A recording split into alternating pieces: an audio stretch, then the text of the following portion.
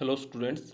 Last video में हमने discuss किया था कि रेस्ट क्या होती है। जो बॉडी है या जो ऑब्जेक्ट है उसकी दो स्टेट हो सकती हैं आपकी, रेस्ट और मोशन। तो रेस्ट क्या होता है, मोशन क्या होता है, रेफरेंस पॉइंट क्या है, फ्रेम ऑफ रेफरेंस क्या है, इन सब के बारे में हमने डिस्कस किया है। इस वीडियो में हम मोशन को डिस्क्राइब करना सीखेंगे। तो मोशन को डिस्क्राइब करने के लिए बच्चों हमें काफ़ी सारी क्वांटिटीज़ की हेल्प लेनी पड़ती है। तो वन बाय वन हम उन्हीं क्वांटिटीज़ को यहाँ पे डिस्कस करेंगे। तो आइए पढ़ लेते हैं पहले। As we know, to describe any phenomena or event, there is a need to measure the change in quantities related to that phenomena। यानी बच्चों फिजिक्स में जो हैपनिंग होती हैं, जो फिजिकल फिनोमिना आपके होते रहते हैं, जो इवेंट हमारे घटित होते रहते हैं, तो उन्हीं इवेंट्स को स्टडी करने के लिए, उन्हीं इवेंट को मेजर करने के लिए या उन्हीं इवेंट को ऑब्जर्व करने के लिए आपको उन इवेंट के साथ जो क्वांटिटीज़ रिलेट होती है ना, उनमें जो चेंज आया है उसको मेजर करने की ज़रूरत पड़ती है। फॉर एग्जांपल जैसे हम मोशन की यहाँ पे बात करें तो बॉडी जो है वो एक जगह से दूसरी जगह पे जाएगी, तो ऑब्वियसली वो जो पाथ कवर करेगी उसमें कोई ना कोई डिस्टेंस वो ट्रेवल करेगी। जैसे हम भी जैसे हम अपने घर से स्कूल जा रहे हैं या स्कूल से घर आ रहे हैं, और मान लिया हमारा घर जो है वो 2 किलोमीटर के डिस्टेंस पे है, तो सीधी सी बात है आपने 2 किलोमीटर का डिस्टेंस जो है वो जाने में या आने में कवर किया है। तो डिस्टेंस आपकी एक क्वांटिटी हो गई जो मोशन के साथ रिलेट है। तो तभी भी जब भी इस क्वांटिटी में चेंज आएगा, यानी डिस्टेंस जो क्वांटिटी है, अगर इसमें चेंज आएगा तो तभी हम बोल सकते हैं कि हम यहाँ पे आप मोशन कर रहे हैं और ये जो क्वांटिटी है वो मोशन के साथ रिलेट हो जाएगी। तो जितने भी फिनोमिना होते हैं, जितने भी फिजिक्स में फिजिकल फिनोमिना होते हैं, सबके साथ कोई ना कोई क्वांटिटी, और एक नहीं बहुत सारी क्वांटिटीज जो हैं वो रिलेट होती हैं, और उन्हीं क्वांटिटीज में जो चेंज आता है उसको हमें मेज़र करना पड़ता है। तो सबसे पहले हमें ये देखना पड़ता है कि जिस फिनोमिना को या जिस इवेंट को हम डिस्कस करने जा रहे हैं उसके साथ कौन कौन सी क्वांटिटी रिलेट करती हैं आपकी। तो as in case of motion the related quantities are distance, displacement, speed, velocity, acceleration, ETC. तो मोशन की अगर बच्चों हम बात करें तो मोशन में जनरली हमारे पास 5 क्वांटिटी होती हैं जो मोशन के साथ रिलेटेड होती हैं। इसमें फर्स्ट क्वांटिटी है आपकी डिस्टेंस, सेकंड है displacement, third one speed, fourth one velocity and fifth one is acceleration. तो सबसे पहले हमें इन्हीं क्वांटिटीज़ का पता करना पड़ेगा कि ये क्वांटिटीज़ क्या होती हैं और किस तरह से ये चेंज होती हैं। तो आइए वन बाय वन हम इन्हीं क्वांटिटीज़ को डिस्कस करते हैं। तो सबसे पहले बात कर लेते हैं डिस्टेंस की। तो डिस्टेंस क्या होता है बच्चों, क्योंकि बॉडी जब भी मोशन करती है तो वो एक जगह से दूसरी जगह पे जाती है। तो यहाँ पे डिस्टेंस क्या होगा, actual path covered by an object और बाय ए बॉडी। यानी जो बॉडी एक जगह से दूसरी जगह पे जाने में एक्चुअली जो पाथ कवर करती है, तो उसके पाथ की जो लेंथ होती है, लंबाई होती है, उसको हम डिस्टेंस बोलते हैं। फॉर एग्जांपल अगर ये हमारा ए पॉइंट है, ये हमारा बी पॉइंट है, तो बच्चों यहाँ पे ए से बी तक जाने के बहुत सारे रास्ते हो सकते हैं। मैंने यहाँ पे 3 रास्ते सेलेक्ट किए हैं। ये हमारा फर्स्ट पाथ है, ये हमारा सेकंड पाथ है और ये हमारा थर्ड पाथ है। ये फर्स्ट, ये सेकंड, ये थर्ड। तो इसलिए ये जो टोटल लेंथ होगी इन पाथ्स की वो डिफरेंट डिफरेंट होगी हर केस में, क्योंकि ये में भी डिफरेंट हो सकता है, ये इससे अलग होगा, ये इससे अलग होगा। तो ये जो लेंथ है इस पाथ की, इसी को हम डिस्टेंस बोलेंगे। Consider a body is traveling from A to B along any path as shown in diagram. Here the distance are different for path 1, 2 and 3. So the path between A and B are the distances because these are actual path। तो बच्चों ये आपका actual path है, यानी जब भी हम जहाँ से भी जाते हैं, फॉर एग्जांपल आपका घर यहाँ पे है और आपको स्कूल जाना है, तो स्कूल जाने के लिए आप बहुत सारी गलियों में से इधर उधर मुड़ के और तब स्कूल पहुंचते हैं, क्योंकि ये रास्ता हो सकता है सीधा हो या ना हो, और जनरली हमें गलियों में से या बहुत सारे रास्ते कवर करके इस तरह से जाना पड़ता है। तो एक्चुअली जो इस टोटल पाथ की जो लेंथ होगी, ये आपका एक्चुअल पाथ है जो आपने कवर किया है, और इसी को हम यहाँ पे डिस्टेंस बोलेंगे। तो जो एक्चुअली पाथ आप एक जगह से दूसरी जगह पे जाने में कवर करते हो, तो उसी को हम डिस्टेंस बोलते हैं। अब आइए देखते हैं कि डिस्प्लेसमेंट क्या होता है।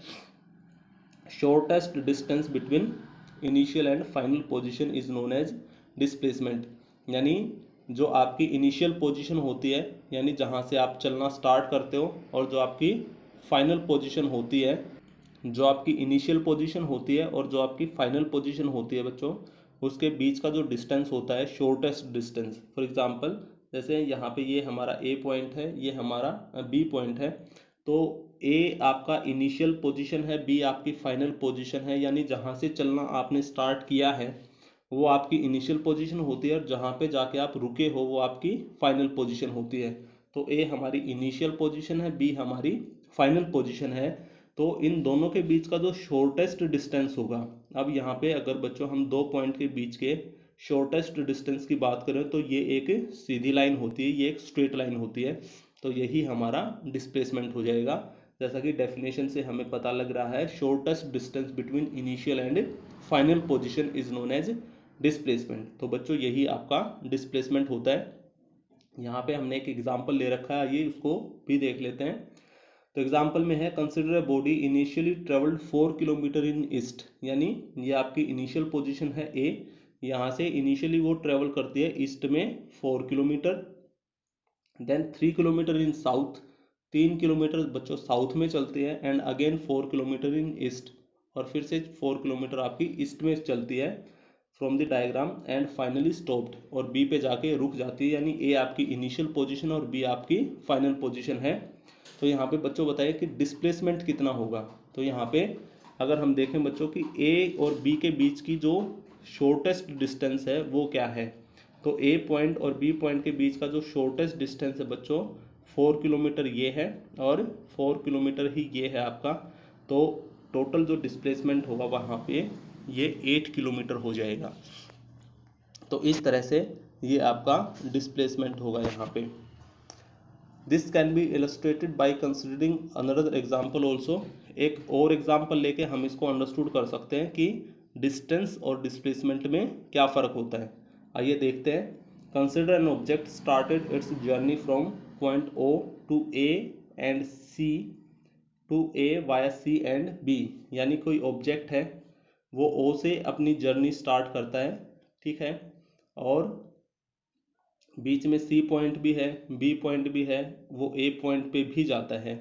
तो आइए यहाँ पे देखते हैं कि किन किन कंडीशन में डिस्टेंस क्या होगा और डिस्प्लेसमेंट क्या होगा। तो सबसे पहली कंडीशन देखते हैं बच्चों, if object move from O to A, यानी ये ओ से चल के ए पे गया है, यानी ओ आपकी इनिशियल पोजीशन और ए आपकी फाइनल पोजीशन। तो इस केस में डिस्टेंस क्या होगा।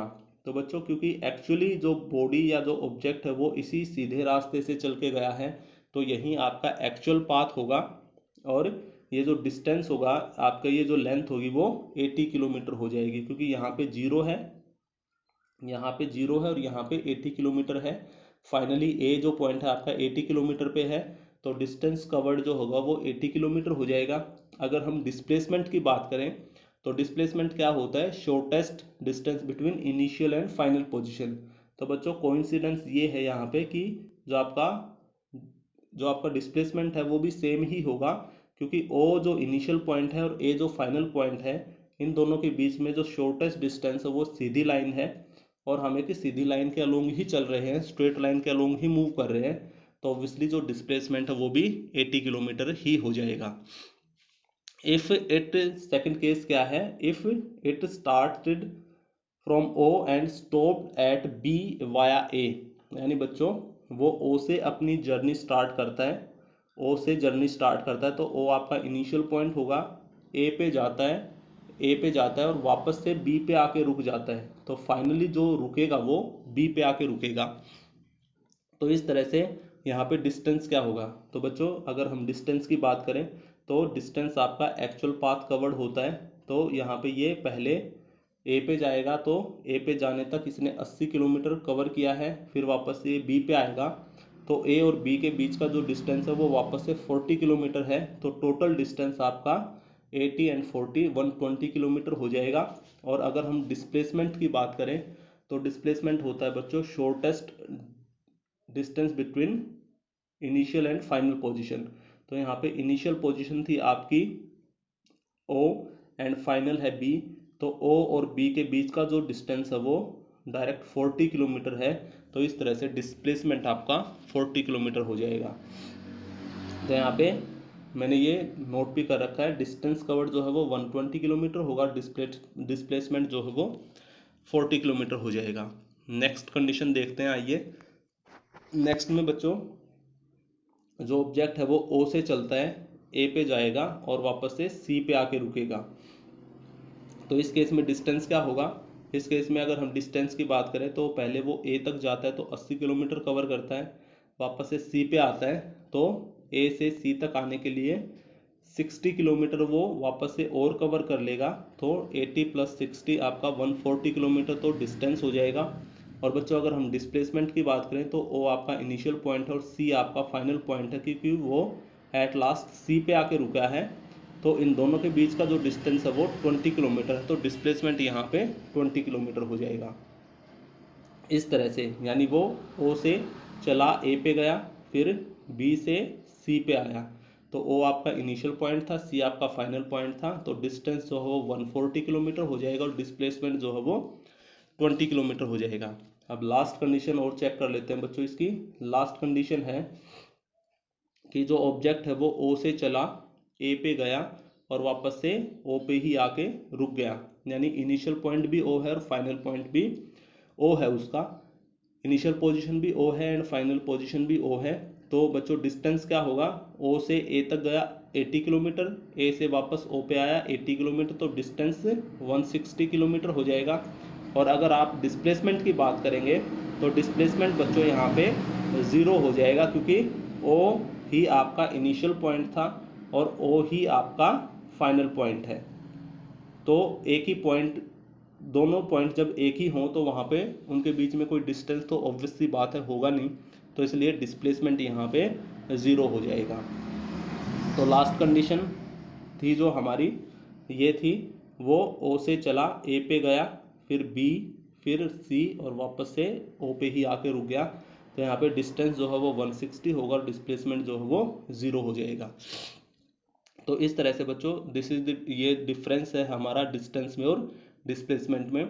डिस्टेंस आपका एक्चुअल पाथ कवर होता है, एक्चुअली जो आप पाथ कवर करते हो वही आपका डिस्टेंस होता है, और इनिशियल और फाइनल पोजीशन के बीच का जो शॉर्टेस्ट डिस्टेंस होता है उसको हम डिस्प्लेसमेंट बोलते हैं।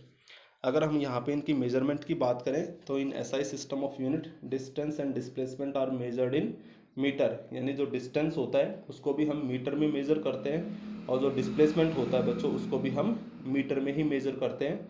और फिजिक्स में यहाँ पे जो डिस्प्लेसमेंट के लिए नोटेशन है वो हमारी एस होगी, यानी फॉर एग्जांपल अगर आप 3 किलोमीटर चले तो हम लिख सकते हैं distance S is equal to 3 kilometre. Displacement भी सेम आपका एस से ही शो किया जाएगा, तो डिस्टेंस या डिस्प्लेसमेंट को हम एस से शो करेंगे, कैपिटल या स्मॉल आप कुछ भी ले सकते हो। Next one is difference between distance and displacement. Distance और डिस्प्लेसमेंट में डिफरेंस देख लेते हैं कि इन दोनों में डिफरेंस क्या है। तो फर्स्ट है बच्चों यहाँ पे, it is length of path actually travelled in any direction. तो जैसा मैंने आपको बताया कि ये एक्चुअल पाथ कवर होता है, एक्चुअली जो आप पाथ कवर कर रहे होते हो उसकी जो लेंथ होती है, उसकी जो लंबाई होती है वही आपका डिस्टेंस होता है, और इसकी कोई डायरेक्शन नहीं होती पर्टिकुलर, मतलब किसी भी डायरेक्शन में आप जा रहे हो तो यहाँ पे डायरेक्शन आपको मेंशन करनी नहीं होती है। अगर हम डिस्प्लेसमेंट की बात करें तो डिस्प्लेसमेंट होता है shortest distance between initial and final position in particular direction, यानी जब भी आप इनिशियल और फाइनल पोजीशन की बात करेंगे तो यहाँ पे एक स्ट्रेट लाइन जो आप ड्रॉ करेंगे तो उसकी एक पर्टिकुलर डायरेक्शन होगी यहाँ पे, तो इसमें डायरेक्शन मेंशन की जाती है, इसमें डायरेक्शन मेंशन नहीं की जाती।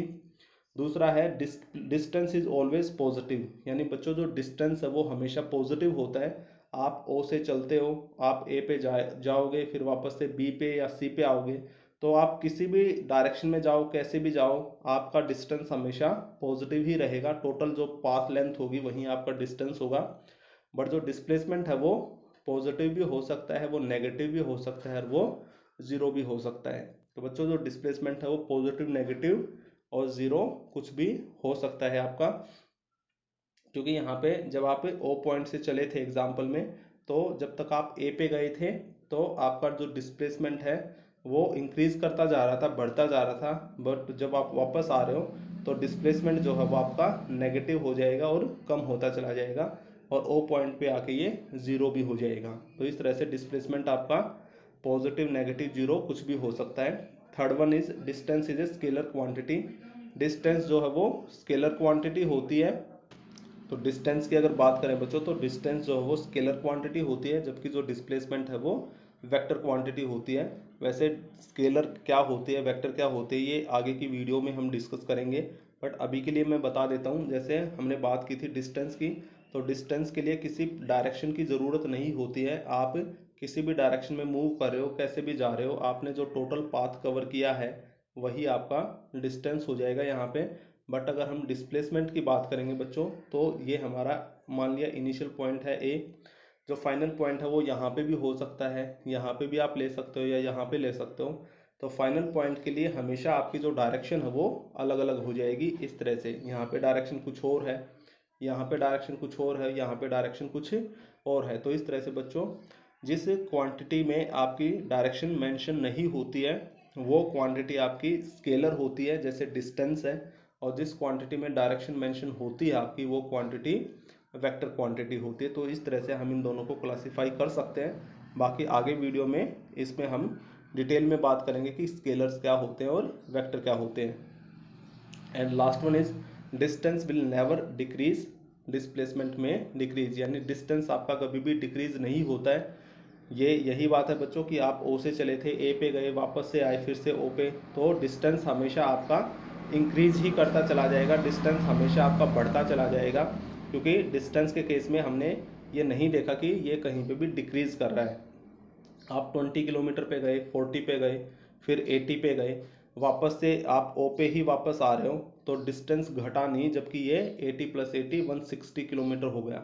जबकि अगर हम डिस्प्लेसमेंट की बात करें, तो डिस्प्लेसमेंट ए पॉइंट तक गए थे तो इंक्रीज कर रहा था, ए से जब हम वापस चले तो डिस्प्लेसमेंट आपका डिक्रीज करता चला गया और ओ पॉइंट पे आके ये ज़ीरो भी हो गया। तो बच्चों, इस वीडियो में हमने सीखा कि जो मोशन है उसको डिस्क्राइब करने के लिए हमें डिफरेंट डिफरेंट क्वांटिटीज़ की हेल्प लेनी पड़ती है, और 5 क्वांटिटी हमारे पास है यहाँ पे।